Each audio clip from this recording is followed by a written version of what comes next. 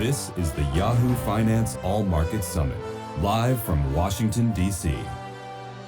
From the night studio at the Newseum, good morning, everyone. I'm Andy Serwer, Editor-in-Chief of Yahoo Finance, and I want to welcome everyone to Yahoo Finance's All Markets Summit, America's Financial Future.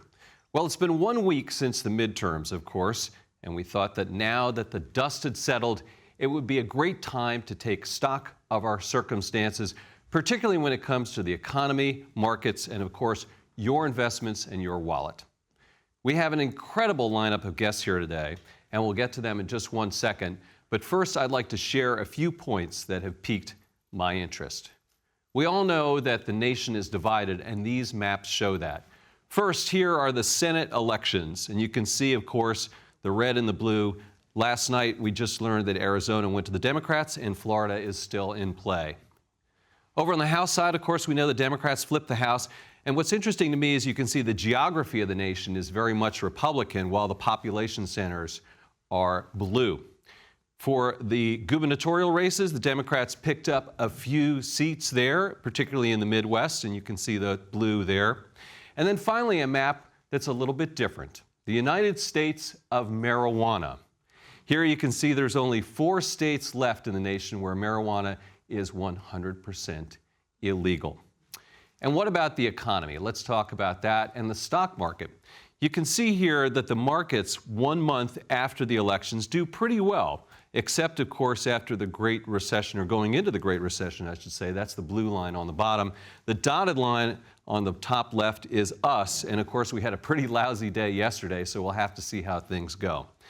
And then 1 year out, you can see the markets tend to do pretty well after an election. The gold line on the top is Barack Obama's second term, and the blue line is the Great Recession. We came back pretty well 1 year after, and again, we're going to have to see how we do.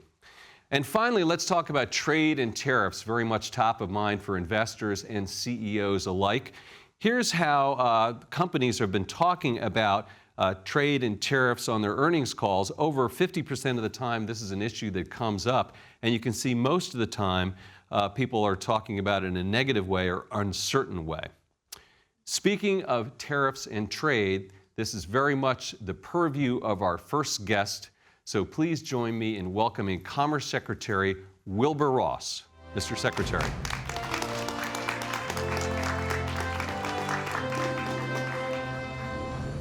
Great to see you, Mr. Secretary. Please have a seat. Thank you. So we want to talk about tariffs and trade, but first I need to ask you a question about you. Uh-oh. And that is, there have been news reports that have suggested that the president wants to replace you, possibly with Linda McMahon from the Small Business Administration. Where does that stand? How secure is your job, Mr. Secretary? There is no stand. I'll serve as long as the president wants, and I have no indication to the contrary. So you haven't talked to him about it recently? I talked to him yesterday, but on trade issues. Okay. Well, let's go to trade issues then, shall we? And I want to ask you about where things stand with regard to China, which, of course, is the front and center trade issue of our time. How do you assess where we are and what inning are we in? I think the concept of innings doesn't really apply. Because it isn't that neatly divided into little subcompartments. We are where we are. The president and President Xi had a very constructive conversation a couple weeks ago. They will be meeting at the G20 in Argentina, and the Chinese negotiator will probably be coming over here very shortly to start some informal talks. How do you measure success when it comes to tariffs? I mean, when do you know we've won or we've lost? Well, the issues with China are not just tariffs. But if it were just tariffs, I think we could work it out very, very quickly. Mm-hmm. The real issue is intellectual property rights, forced technology transfers, espionage, industrial espionage, that kind of thing. We can't tolerate abuses of that sort. We don't mind them becoming much more technically advanced, getting into the newer technologies, but they have to do so in a legitimate fashion, not through these other practices. Is that really the best way, though, Mr. Secretary, to kind of link all those things together and try to force the Chinese to mend their ways, if you will, on those issues by putting the hammer down when it comes to trade? Well, what other weapons do we have? Besides military, I guess, and we don't want to resort to that. Well, I don't think you're proposing that we invade China over trade issues. I'm not, to be clear. So I'd also like to ask you another question about trade in China, and that is investors, which is an important part of what we're doing here today. Investors seem to be worried about the trade war with China, if it in fact is a trade war. That's a whole other issue, how to characterize it. Should investors be concerned about this? Well, investors always need to worry about whatever is a source of uncertainty. Businesses can deal with good news, they can deal with bad news. Very hard to deal with uncertainty. And I think whenever there's uncertainty, people become worried. Also, the markets have had a tremendously big run. And so naturally that makes people a little bit jittery in and of itself. But I think this is an administration of all that you should judge by results, not by methodology, not by interim activities. Look at the recent deal with Korea. Look at the recent deal with Canada and Mexico. People had a lot of concerns while those were works in progress. And I think people generally agreed that they turned out very, very well. So people just shouldn't lose confidence simply because they're afraid about the unknown. Or be overly concerned by the president's tweets? Tweets are tweets. They're a way that he communicates, and I think he does it very effectively. You mentioned Canada, and let's talk about North America. I mean, is that resolved? Where does that stand? Well, the plan is for the agreement to be signed by the three countries prior to December 1st, because December 1st is when the new president is inaugurated in Mexico. Right. And part of our understanding was this would be signed before that. Now, both countries, Canada and Mexico, as well as ourselves, have to go through their formal ratification process. In our case, it's under the TPA, the so-called Fast Track Authority. Right. When it comes to Asia and the TPP, is there any chance of the United States getting back into that? I mean, where do we stand with our partners in the Pacific, our trading partners in the Pacific? Well, there's been an announcement that we're starting some discussions with Japan. Japan is the major one of those from a trade point of view. There's no reason we also can't have bilateral arrangements with others. The reason the president got out of the TPP was not a lack of interest in Asia and not a lack of interest in making trade deals there. Instead, it was that he didn't like the specifics of the TPP. Right. I mean, there's sort of a philosophical problem maybe with multilateral trade agreements as opposed to bilateral? Yeah, well, I think there are a couple of realities. Multilateral sounds wonderful, great big bang, and bring a lot of people together. However, what really happens are several things that are difficult. One is, let's say you're Japan and that person over there is Vietnam. So I go to you and I say, we'd like some reformation of your agricultural policies. And we say, okay, but you must give me this in return. Then we go on to him, and let's say he's Vietnam. We want something from him. He said, yes, but I want something else from you. Now, each of you is going to get the benefit of what the other one negotiated, even though you didn't yourself. Well, if you multiply that multiple times for 10 or 12 partners in a multilateral, you get chewed up pretty severely by the end of the process. So that's one problem. Second problem is it takes exponentially longer to do a multilateral agreement than to do a bilateral. Half these agreements are obsolete by the time they get signed. So the duration has another bad implication, and that is, imagine if you spent 8 years of your life trying to negotiate a trade agreement. Now you're getting toward the end, and there are a couple of sticking points. Are you really going to want to go home and say to your loved one, you know, dear, I just blew 8 years of my life. We walked away from the agreement. So there becomes a psychological problem which makes people want to get the deal done, whether it's good or bad. I never thought about the psychology and relationships with regard to those trade agreements. Well, negotiation of anything has a lot to do with psychology. Does that mean that multilateral agreements are never good? No, they can be good. It's just we don't see that there's the overwhelming necessity to deal multilaterally rather than bilaterally. We just did a multilateral with Canada and Mexico, so obviously we don't think it's impossible. Right. Mr. Secretary, I have to ask you about the controversy about the census question, the citizen controversy, or the citizenship on census. Two questions. One, why has your story about this been inconsistent? Well, it has not been inconsistent. Well, the papers have interpreted it as being inconsistent. Explain. There's nothing inconsistent about it. Okay, well, at one point it was reported that you said it was the DOJ's idea, and then it turned out apparently that it was your idea, and then you said you didn't talk to someone in the White House. You say apparently. Mm-hmm. What actually we ourselves released that there had been a conversation with Steve Bannon, there had been a conversation with Kobach.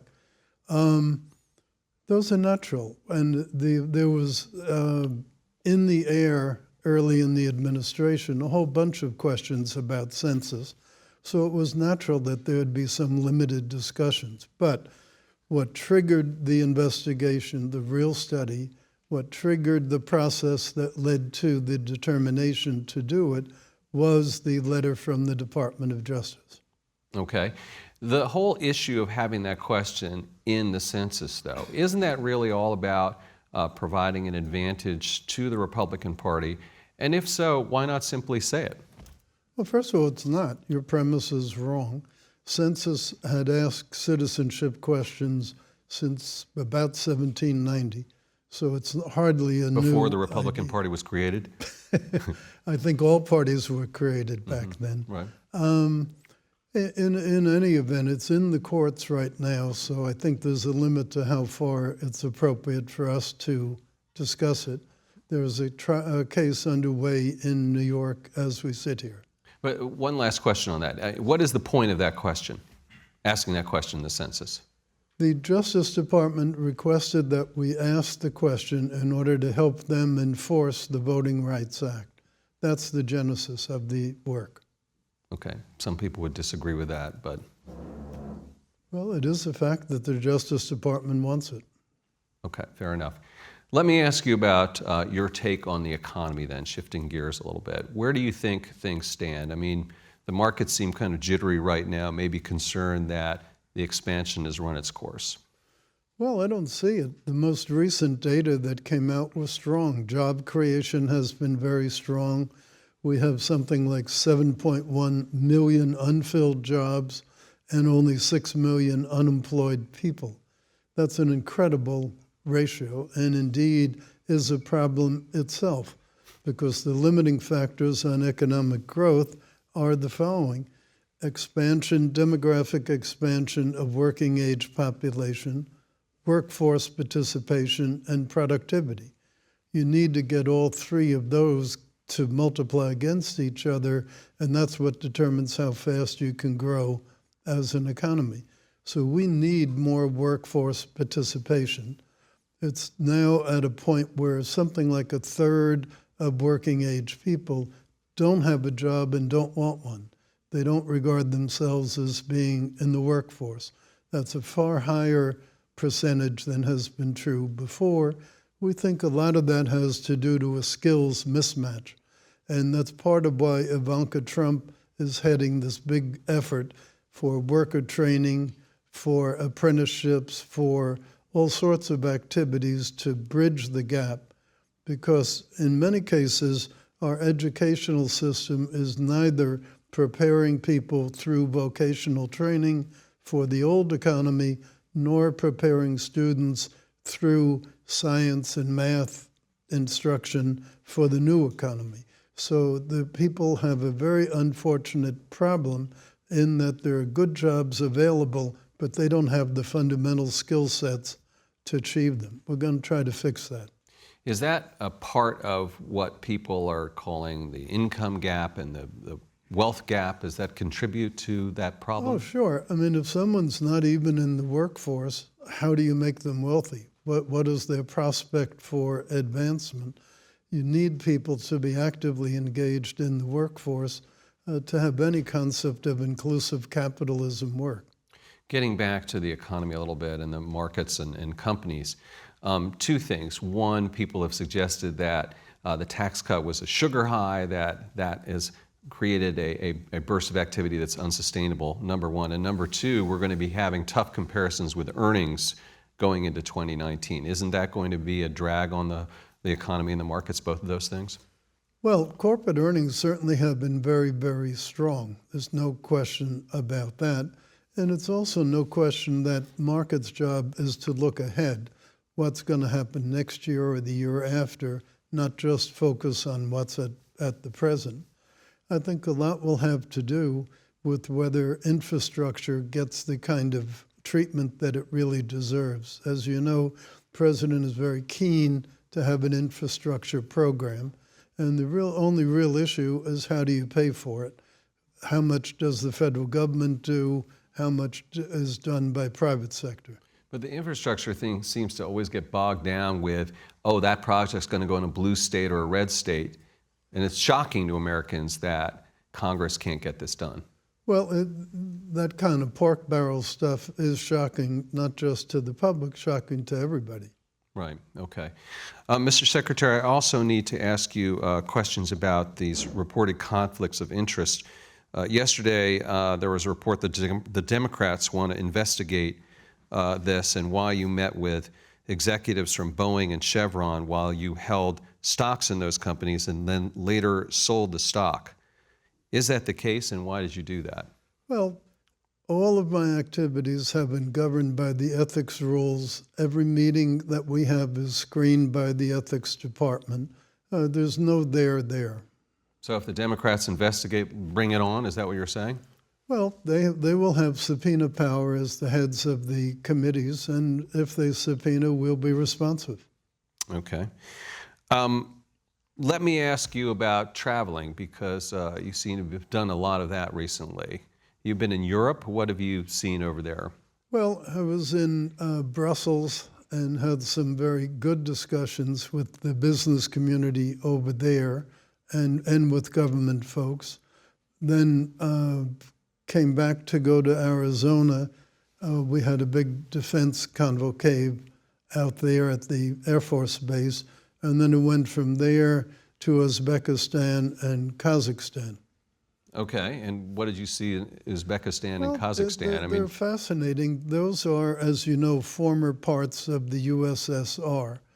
They are both living in a fairly dangerous territory in that one has China on one side, Russia on another, and Afghanistan on a third. The other one has mainly China and Russia. So they're in a complicated geographic situation. But they are evolving toward more capitalist economies from where they had been. The big trick for both of them, I think, is going to be forward integration. For example, they have a lot of oil and they export the oil, but they don't have refining capacity, so then they have to re-import refined product. They grow a lot of cotton, very good cotton, but they don't really make it into textile and apparel for export. Instead, they end up importing a lot of textiles and apparel. So there's some structural changes that are needed as they devolve away from being kind of a colony of Russia to becoming freestanding integrated economies. And that process is ongoing. Oh, it's underway, and there's huge American investment in them. Most importantly, in natural resources at the moment. And you're going to Texas after this? What's going to on there? Corpus Christi. Cheniere is going to start some really big shipments overseas of LNG from its new processing facility in Corpus Christi. That'll be later on this week. So what drives you, Mr. Secretary? I mean, you don't need this headache, and I asked you some tough questions. There are people throwing slings and arrows at you and all that, and I just wonder. And by the way, you're also kind of a survivor in this administration where there has been a fair amount of turnover. So why keep at it?